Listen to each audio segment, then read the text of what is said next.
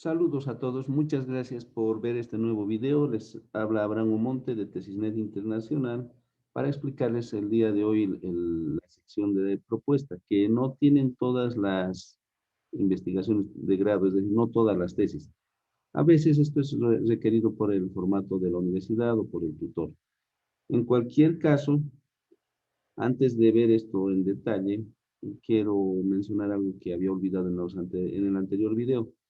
Y es que antes de aplicar la encuesta definitiva, en este caso tenemos solo 15 sujetos por la explicación que dábamos, se daba en Excel, pero normalmente es de 60, 64 o más, como les decía. Salvo que se trate de un universo muy reducido, de 15 personas, como este caso, supongamos un salón de clases, o 20 algo así, en el caso de pequeñas asociaciones, perdón, las directivas de tales asociaciones, diferentes organizaciones privadas sin fines de lucro, en fin. Para hacer mejor las cosas, antes de aplicar todo el formato, es decir, todas las preguntas o ítems que pueda tener la encuesta o entrevista, conviene ejecutar, perdón, dos tareas sencillas pero muy importantes.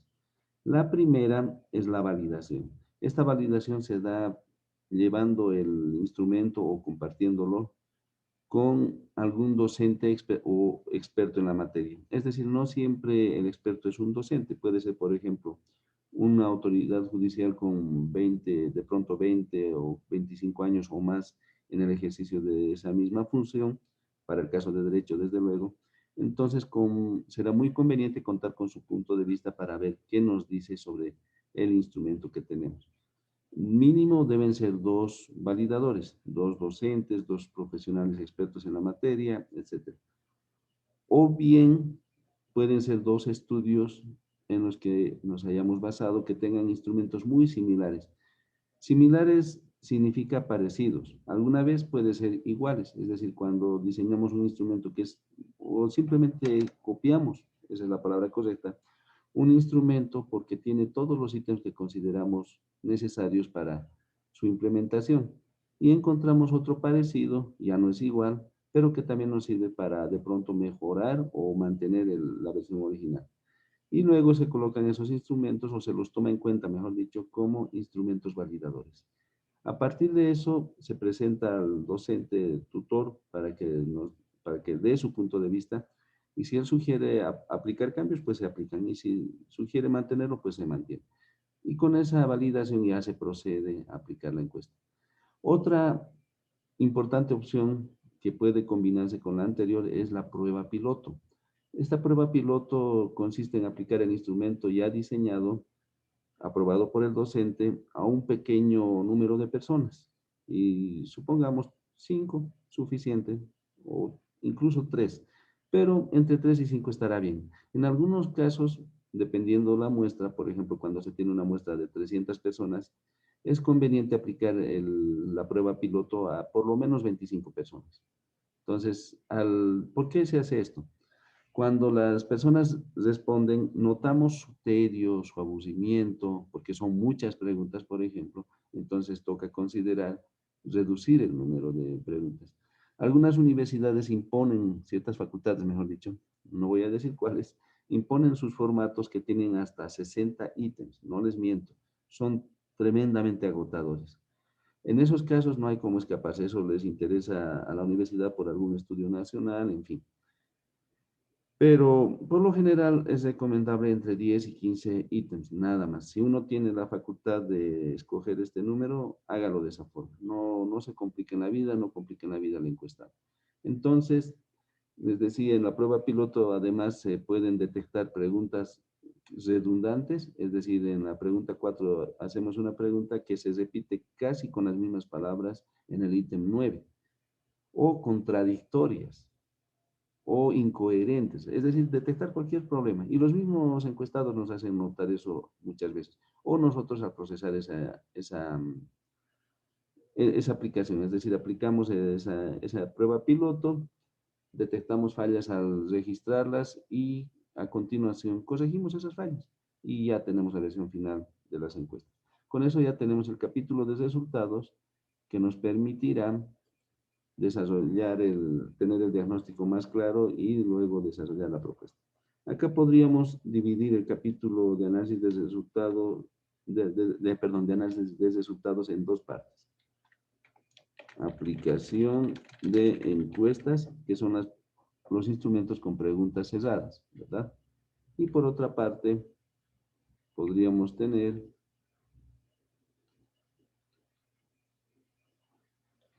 la aplicación de entrevistas. Es decir, son los instrumentos con preguntas abiertas. En este caso ya no nos interesa la cantidad de opiniones favorables o desfavorables sobre cierto punto, sino el contenido mismo de las respuestas. Por ejemplo, acá les preguntaremos, podríamos hacer preguntas tales como, por ejemplo, ¿cuál es su valoración sobre las políticas gubernamentales en relación con la emergencia sanitaria originada en la llegada al país del virus COVID-19 y su impacto en la economía de las MIPES nacionales? Nada más.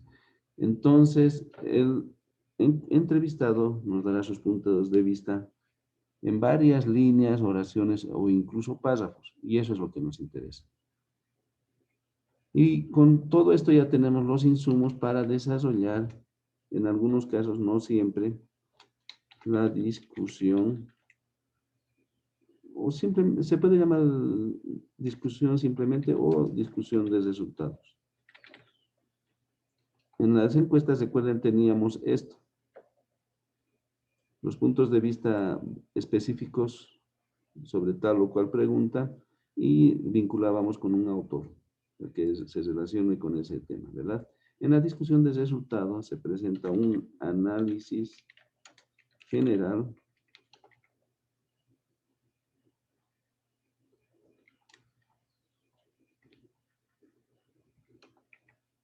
análisis general de los resultados obtenidos, es decir, la aplicación de encuestas, entrevistas, y en algún caso quizá, podemos poner acá como opcional,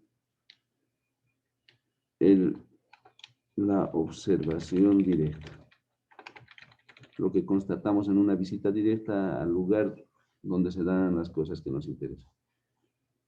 Les decía, en la discusión de resultados se incluye un análisis general de los resultados obtenidos en contrastación con los postulados teóricos revisados. Y listo. Es decir, una comparativa, pero de los datos más importantes para la investigación, no de todo. Eso sería todo en cuanto al análisis de resultados. Me disculpo por haber dejado inconcluso en el anterior video. Son cosas que pasan. A continuación ya entramos en materia directa de la propuesta. Les decía, la propuesta no siempre es exigida por los formatos de la universidad o por los tutores, pero cuando esté presente, se presenta una estructura como la que tenemos acá. Como les decía, este archivo ya está colgado en Facebook para que puedan descargarlo y utilizarlo como un modelo básico, ¿no? Es solo una estructura, les interesa solo por la estructura. Y luego con los videos recordarán los diferentes puntos que tratamos. Acá en el título de la propuesta, desde luego, presentamos la denominación de la solución. ¿Qué es la propuesta? Es eso justamente. Es una solución tentativa, subjetiva y particular, además de parcial, al problema identificado, descrito y explicado. Con todo lo anterior, con la base teórica y el análisis de resultados, ya se procedió a la descripción y explicación del problema, ¿no? Para empezar, se lo identificó. Entonces, además vemos que es una sugerencia o solución tentativa, subjetiva y particular, es decir, lo que uno piensa que debe ser con base en todos los hallazgos. Pero esta solución siempre va a ser parcial. Nunca vamos a tener una solución integral a todo el problema, cualquiera que este sea. Entonces en- el título planteado debe estar relacionado directamente con el título general del trabajo, quiero decir. Entonces podemos hacer acá un copia y pega. Nos vamos otra vez a propuesta, a título y decimos, si este es el título general, la, la propuesta debería estar orientada a cosas que podemos manejar. En este caso no vamos a poder resolver el problema de la pandemia, ¿verdad? Pero sí podemos ayudar a las finanzas de las microempresas comerciales de la ciudad XXX a enfrentar estos efectos. Entonces sería diseño de estrategias financieras para las microempresas. Perdón, que me equivoqué horrendamente.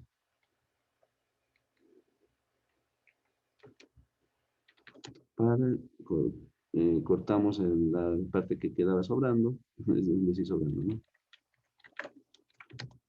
Y agregamos para contrarrestar los efectos de la pandemia por el COVID.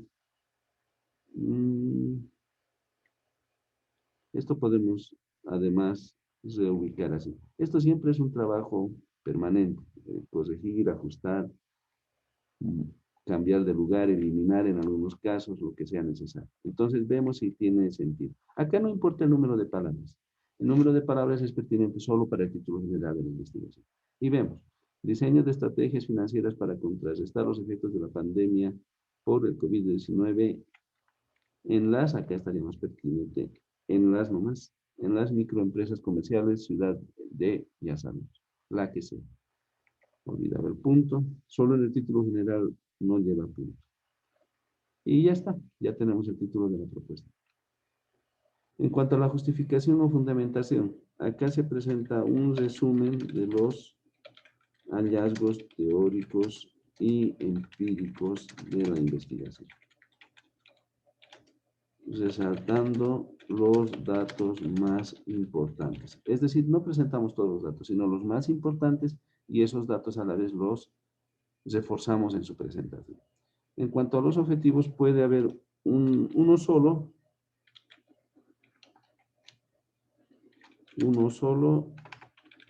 o más. En tal caso puede ser un general y dos o más específicos. Acá ya no es tan exigente la situación como en como en la presentación general. Perdón. O bien pueden ser dos o tres específicos, llamemos. O sea, solo específicos, sin un objetivo general. Entonces, esto ya dependerá de lo que vean que vea cada quien en su trabajo y de lo que diga el tutor. Muchas veces pues, basta un solo objetivo, no hay para qué complicarse. Uno que permita cumplir esto, el título de la propuesta. Diseñar una estrategia, bla, bla, bla, o un conjunto de estrategias. O bien podemos señalar un objetivo por cada estrategia que se vaya a plantear y que pueden ser varios desde luego. Ahora bien, en esta parte es importante considerar lo siguiente. Siempre que formulemos una propuesta, por pequeña que sea, vamos a identificar beneficiarios. ¿A quién le interesa este estudio? Y tenemos beneficiarios directos que son, por ejemplo, el personal administrativo y operativo del negocio, de cualquier negocio que esté. En cualquier escenario. Ellos se van a beneficiar directamente porque van a desarrollar nuevas estrategias, nuevas técnicas, van a poder mantener su ocupación laboral, van a poder mejorar las condiciones del negocio y lograr que éste se mantenga operativo o competitivo en el mercado. Notarán, esto olvidé mencionarles a lo largo del estudio, que los títulos no llevan punto, jamás llevan punto, y se atienen a las reglas generales de gramática. Es decir, no tenemos una palabra mayúscula inicial acá en cada caso, justificación o fundamentación, por ejemplo. Así, no hay esto. Debe someterse a las normas generales fuera de eso, pero no llevan punto. Salvo que el tutor así lo disponga. no debería, es una norma gramatical también que los títulos no lleven punto al final, pero a algunos docentes les gusta poner punto. Entonces, hay que poner hasta que lleguemos donde los revisores y veremos qué dicen ellos. Si los revisores, tribunales o lectores dicen, no dicen nada, mejor dicho, se queda así. Si dicen algo, quite esos puntos, los quitamos. Es decir, siempre acatamos lo que disponga el tutor. Eso por sobre todo.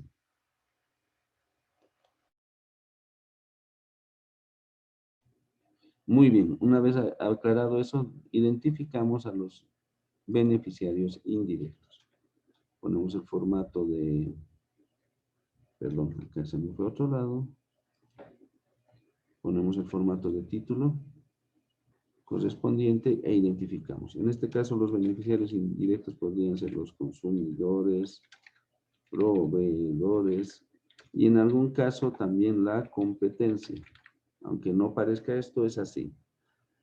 Bueno, eso es, sin embargo, harina de otro costal, como se dice popularmente, ¿no? Eso es otro tema, pero sí, muchas veces nuestras propuestas pueden beneficiar también a la competencia. Luego viene el desarrollo de la propuesta. En primer lugar, se identifican las actividades y tareas que corresponden a cada objetivo. O sea, por cada objetivo se pueden diseñar, por ejemplo, 3 actividades.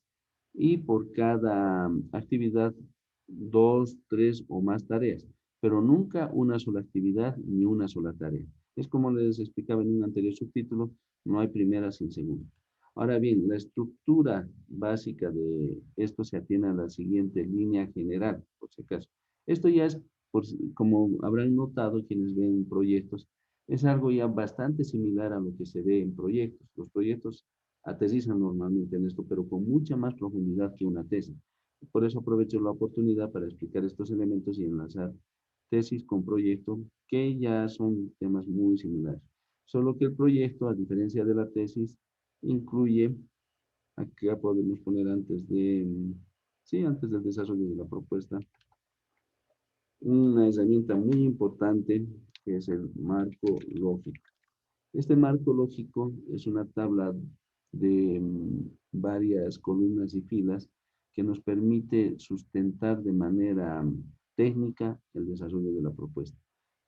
No voy a profundizar este punto, hay muy buenas guías y muy completas sobre esto, van a encontrarlas en blogs, en YouTube, en diferentes lugares realmente. Pero es muy importante esto para sustentar, incluso es más importante que la fundamentación o justificación. Les decía, es muy importante para fundamentar la propuesta, es decir, cómo se van a vincular los propósitos con los alcances, las limitaciones, y así va trabajando por etapas. Entonces, esto da lugar ya al desarrollo de la propuesta como tal. Entonces, les decía, a la vez, las actividades y tareas son la punta última de una estructura general que va así, de lo general a lo particular. Planes, que pueden ser planes nacionales, por ejemplo, un plan nacional de recuperación del sector microempresarial. Y esto, a su vez, se traduce en varios programas. Pueden ser, por ejemplo, programas locales de incentivo a las microempresas. Estos programas los pueden ejecutar los municipios, como un ejemplo. Luego vienen los proyectos como tales. Me disculpo por esta reverenda basada. Acá ponemos además regionales o locales, esa es la distinción. Y los proyectos que ya son particulares, es decir, ya son focalizados en una sola empresa, un solo sector, etc. Ya es bastante específico. Por ejemplo, podríamos hablar de proyectos de recuperación de microempresas del sector norte de la ciudad de X o cualquier otra situación. Y los proyectos a su vez están compuestos por actividades, o sea, por varias actividades. Pueden ser 3, por lo menos diría 2, no, nunca una, y cada una de estas a su vez por tareas. Entonces ya tenemos una relación directa de arriba hacia abajo. Desde luego, en la propuesta nosotros no presentamos esto, salvo que el tutor nos indique a qué plan nacional corresponde, a qué programa, etc. Y si es un proyecto, bueno, pues esto ya es parte del proyecto, no hay nada que hacer. Y luego tenemos La identificación de los responsables. Tenemos acá al personal estratégico. Perdón, quise decir de nivel estratégico, es decir, los gerentes, sugerentes, etc. Personal operativo, quienes se encargan de ejecutar el proyecto ya directamente, ¿no? Directamente. Muy bien. Luego tenemos, en casos necesarios, el personal de apoyo o auxiliares. No siempre interviene en las propuestas generales, pero a veces sí se los puede considerar, dependiendo de qué se trata. En cuanto al cronograma, ya teníamos un modelo de cronograma en el plan de tesis, perfil o anteproyecto. Es similar, solo que acá se hace un cronograma en relación con las actividades que vayamos a programar acá. Entonces, un modelo de actividades, vamos a poner acá como ejemplo, sería evaluar la motivación del personal y las tareas correspondientes a esta actividad 1. Vamos a poner acá uno para identificarlos. Y acá tenemos, perdón, desactivamos esa opción para que no nos incomode después. 1.1 sería, por ejemplo, entrevistar al personal o plantear entrevistas al personal, digamos entrevistas al personal, sobre el tema de evaluación, perdón, de motivación del personal, ¿verdad? Luego tendríamos 1.2, cotejo con la productividad. O sea, comparamos la motivación del personal con la productividad. Esas serían mínimas 2 tareas, ¿verdad? En 2 tendríamos, por ejemplo, otra estrategia, perdón, otra actividad sería incrementar la inversión en publicidad. Recuerden que son ejemplos, pueden no estar vinculados en este caso, pero en el trabajo final sí o sí deben estar vinculados. Y acá tendríamos 2.1, por ejemplo, diseñar anuncios más efectivos. Y 2.2, contratar espacios en revistas y periódicos, como un ejemplo. 2.3, también como otro ejemplo, diseñar campañas en redes sociales. Y muy bien, todo esto se va a traducir al final en una matriz donde se identifiquen tareas y a cada tarea corresponda 2 o más perdón, se establecen las actividades y a cada actividad corresponderá 2 o más tareas. Estas actividades son directamente las estrategias, como habrán notado. Pueden mantener el nombre de actividad o quedarse como estrategias. Y se va moviendo el nombre de lo que venga después. Pero metodológicamente esta es la estructura pertinente. Así es como se desarrollan estas propuestas específicas. Entonces las actividades son estas de acá y se van diseñando según eso las diferentes tareas y los tiempos requeridos, como ya habíamos visto anteriormente en el diagrama de Gantt. Entonces ponemos acá, diagrama de Gantt. Pueden ver los otros videos, el video pertinente sobre este punto, ya ustedes lo tienen. Es decir, pueden revisarlo otra vez, o bien pueden buscar otras fuentes en internet mismo, no es complicado. Y por último, acá teníamos un pequeño detalle,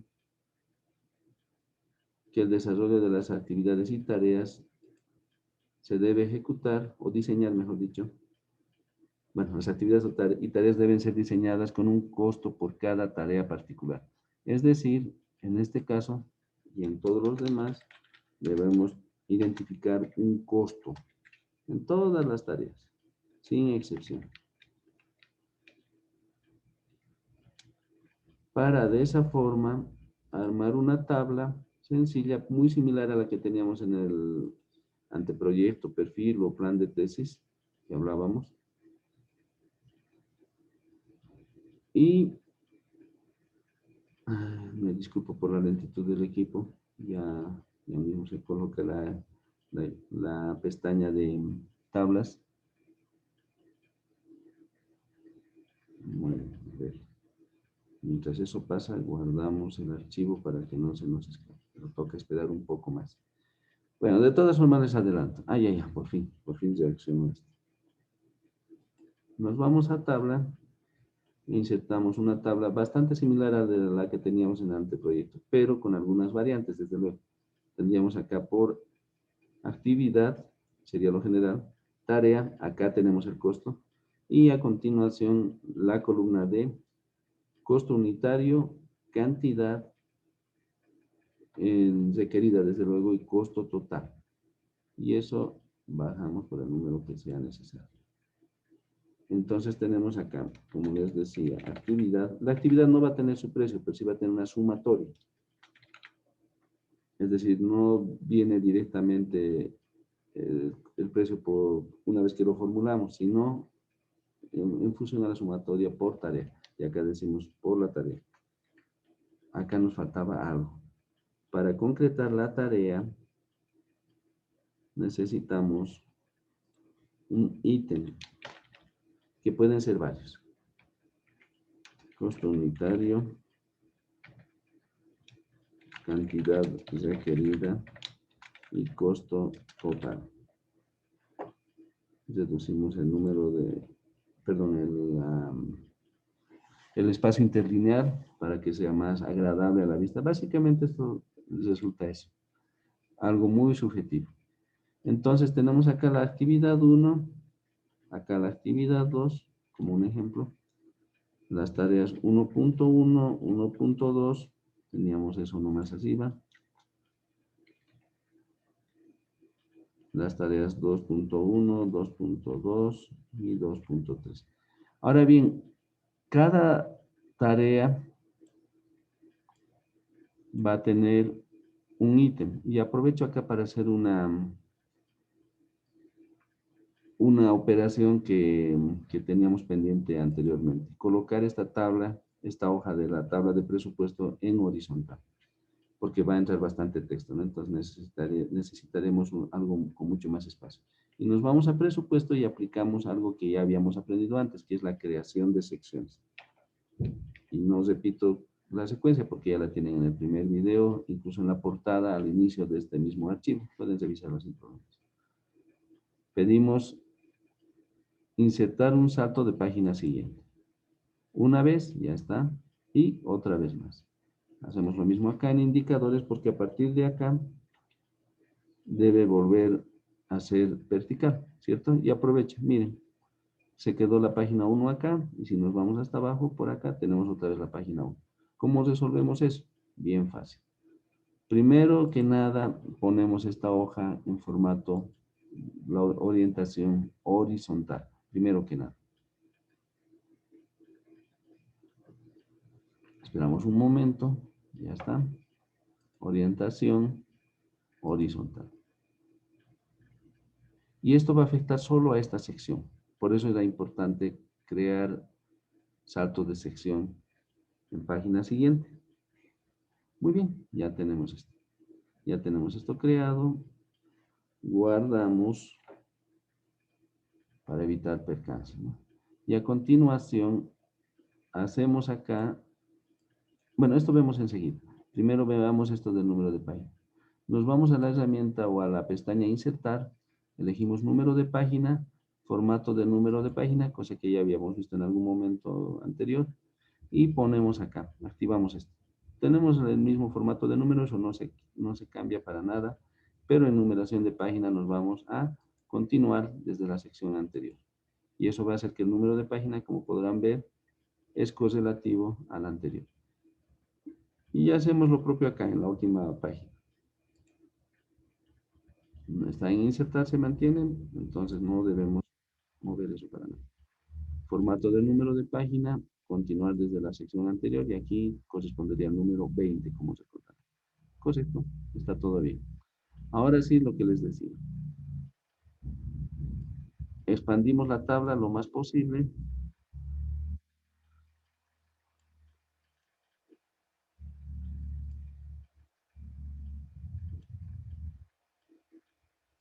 Desde luego, esto conviene más hacerlo primero en Excel para luego pasar a Word por los cálculos.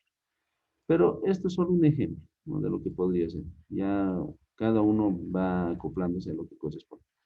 En el caso de la tarea 1.1, podemos necesitar 3 productos. Y ponemos acá, ítem o producto. El producto puede ser un bien o servicio. Es muy posible que en los videos sobre plan de negocios, quienes tengan interés en ver un plan de negocios, veamos con más detenimiento esto. Confío en que se den las circunstancias para ello.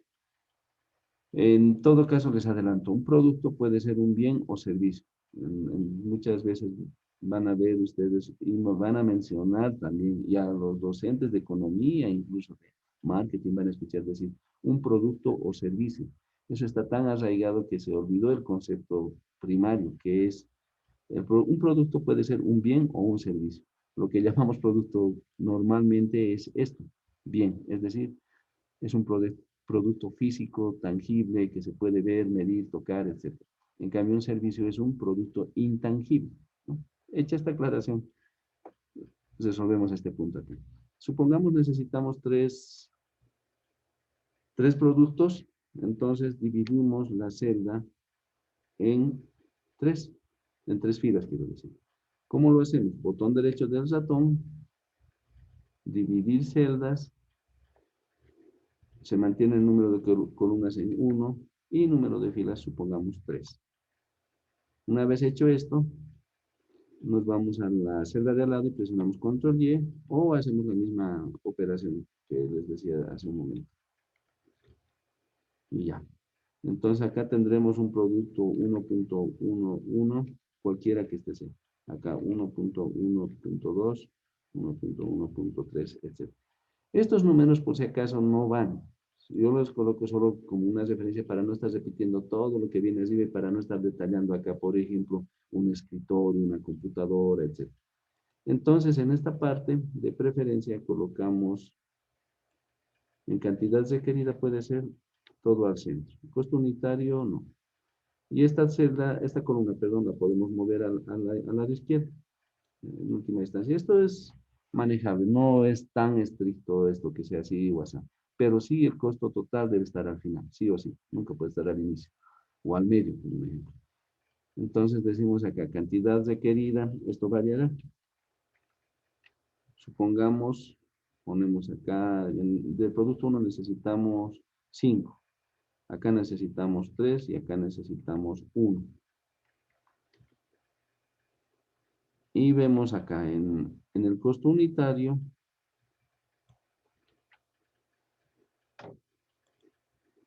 todo se va a la derecha, lógicamente. Tenemos el valor de, supongamos, 100. El costo total será 500.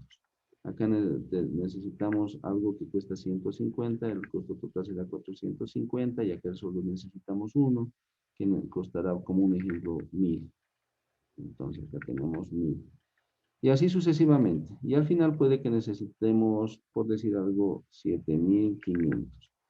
Desde ya, en estos casos, los miles son separados por punto de miles. Cuando sea necesario contabilizar algo con centavos, ponemos con coma esos centavos, porque son decimales. O el formato que se les acomode mejor, ¿no? Eso ya depende de cada quien. Y ya tenemos todo listo en el presupuesto. Pasamos a la siguiente etapa, que son los indicadores de evaluación, perdón. Y solamente planteamos indicadores de evaluación por tareas. No necesitamos hacerlo por actividad ni por relación con el presupuesto. Entonces nos vamos al final, indicadores de evaluación, y planteamos. El indicador para las entrevistas al personal puede ser, por ejemplo, todo el personal fue entrevistado. Y según cuántas personas tengamos, se medirá el éxito de esta tarea específica. Por ejemplo, si tenemos 20 y se entrevistó a los 20, entonces tendremos un 100% de logro.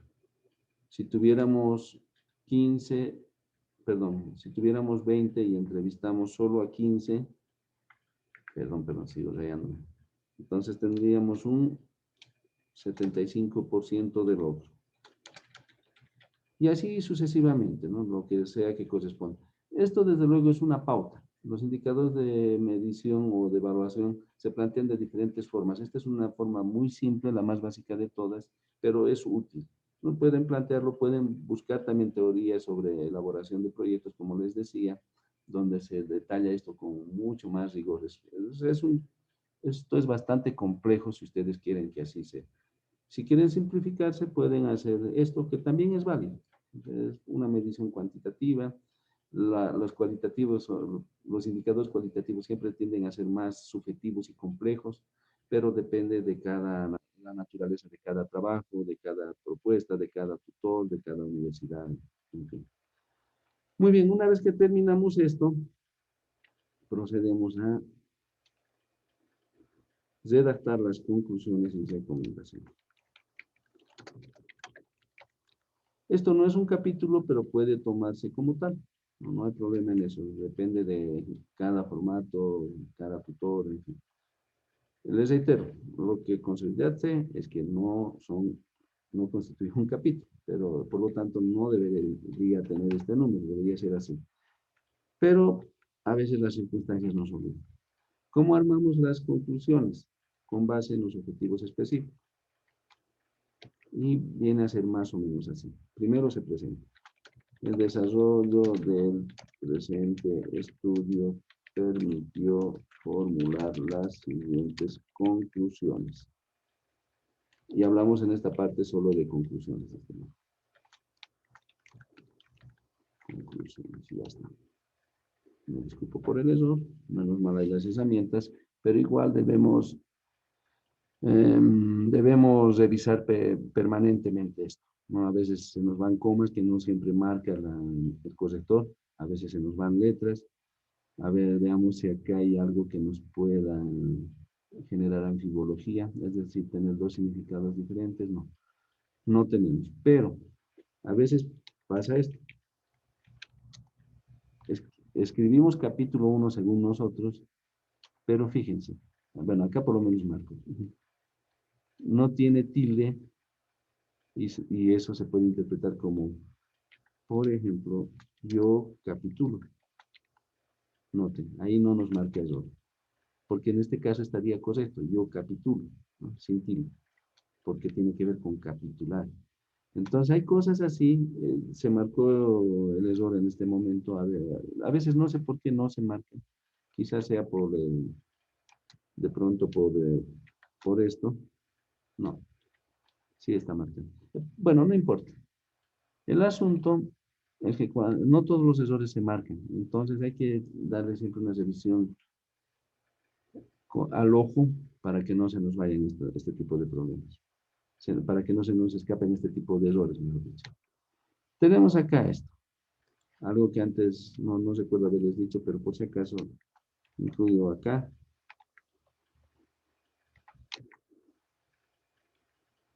Shift más Control más C es copiar formato. Creo que sí se los dije, pero no estará de más repetirlo.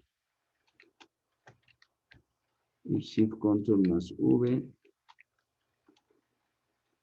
pegar formato. Y acá también estoy cometiendo una aberración gramatical. Entonces, ¿por qué les digo esto? Porque vamos a copiar el formato de acá en estos dos pasos, en estos dos objetivos. A veces, algunos formatos nos exigen que esto vaya con viñeta, otras veces nos dicen que debe ir sin viñeta, otras veces no nos dicen nada. Pero para el efecto de que sea sin viñeta, dejamos este modelo. Fundamentar teóricamente, bla, bla, bla. Acá diríamos, se fundamentó teóricamente el estudio, todo lo que tenemos acá, más tomando en cuenta los postulados de, supongamos, Adam, sobre las estrategias en tiempos de crisis. Como un ejemplo. Y ahí vamos desarrollando algo más. Acá lo mismo, se analizó el impacto y todo lo que ya tenemos después. Estas conclusiones en número variable pueden ser 3, pueden ser 5, pueden ser más, depende mucho de lo que nos digan el tutor primero, luego los revisores. En lo posible deben ocupar una página como mínimo, mejor si son 2, pero ya dependerá eso también de lo que nos digan más adelante los revisores. Por último, tenemos las recomendaciones. Pueden estar en la misma página de conclusiones o en una diferente. Normalmente es así, en una diferente. Sea la tercera, sea la segunda, o sea el número que sea, pero aparte, separado. Por lo general es así, aunque no debería ser así si tomamos en cuenta que esto no es un capítulo, ¿verdad? Pero si lo tomamos, perdón, si tomáramos como capítulo, ya sí, en tal caso deberían estar todas en la misma página, las recomendaciones a continuación. Pero hay muchas cosas que honestamente no puedo explicar, pero son así. Así lo tenemos, debemos tener separado siempre, esté enumerado o no, en el caso de las conclusiones y recomendaciones. Aunque suene un poco incoherente con otras reglas o lineamientos que habíamos visto. Y la pauta es una recomendación por cada conclusión. Acá teníamos una por objetivo, entonces también será una recomendación por conclusión, pero con un verbo en infinitivo. Por ejemplo, realizar más estudios sobre esta problemática considerando otra bibliografía no disponible en este momento. Como un ejemplo. Y vamos desarrollando. Por lo general, las recomendaciones son más cortas y precisas que las conclusiones. Pero acá también depende del tutor. Y ya tenemos todo. Tenemos la tesis completa en 22 páginas. ¿Quién diría?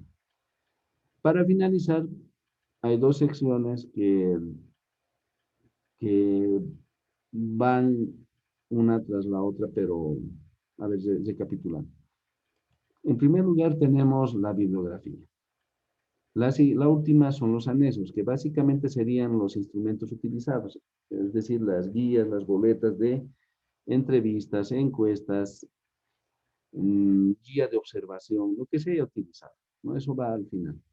Estas deberían ir también en el índice, estas dos secciones, bibliografía y anexos, pero algunas veces se van a topar con la novedad de que no son admitidas en el índice, pero sí deben ir.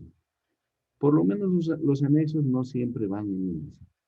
Van a toparse con toda clase de situaciones. Por eso les decía en más de una oportunidad, esto de las tesis nada está escrito sobre piedra, así que debemos tener la mente lo suficientemente abierta para entender esta situación, esta realidad.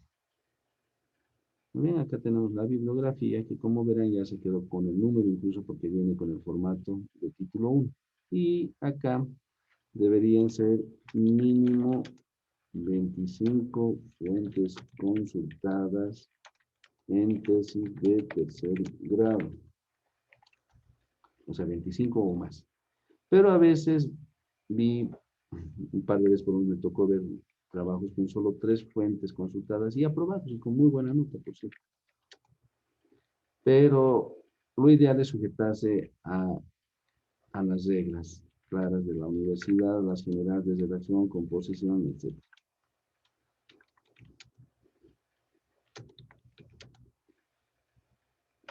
Desde ya acá nos referimos a tecnologías, en el caso de Ecuador, que se tome en cuenta como un estudio de tercer grado, tecnologías, licenciaturas y ingenierías. Estos son los diplomados, o sea, los de 4 grado, diplomados, que muy raras veces les piden tesis, pero sí por lo menos una monografía y se sujeta a las líneas básicas que tenemos aquí. Diplomados, másters, que no es lo mismo que maestrías, pero se incluye a todos en el mismo. en la misma, en la misma línea, en la misma categoría.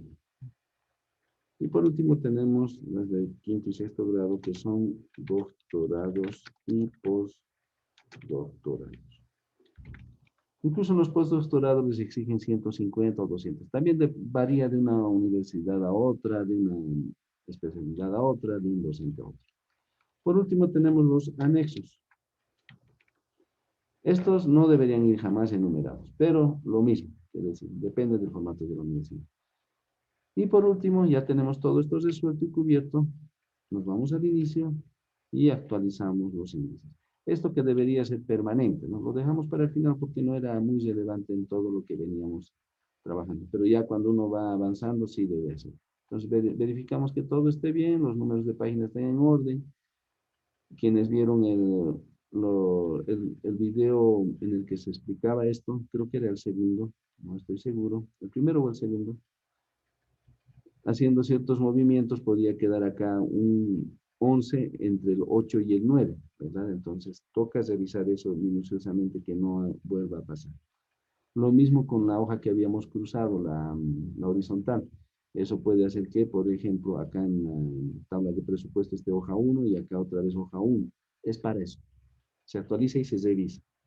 Tanto el índice general como los índices de tablas y figuras.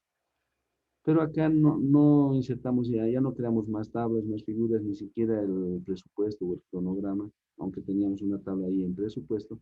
Entonces no verificamos, porque esto es ya solo para el ejercicio, como les decía. Entonces, eso sería todo en lo referente. Acá antes de terminar, podríamos poner boleta de encuesta, boleta de entrevista y guía de observación. Desde luego en diferentes páginas, ¿sí? Y los enumeramos. Anexo 1,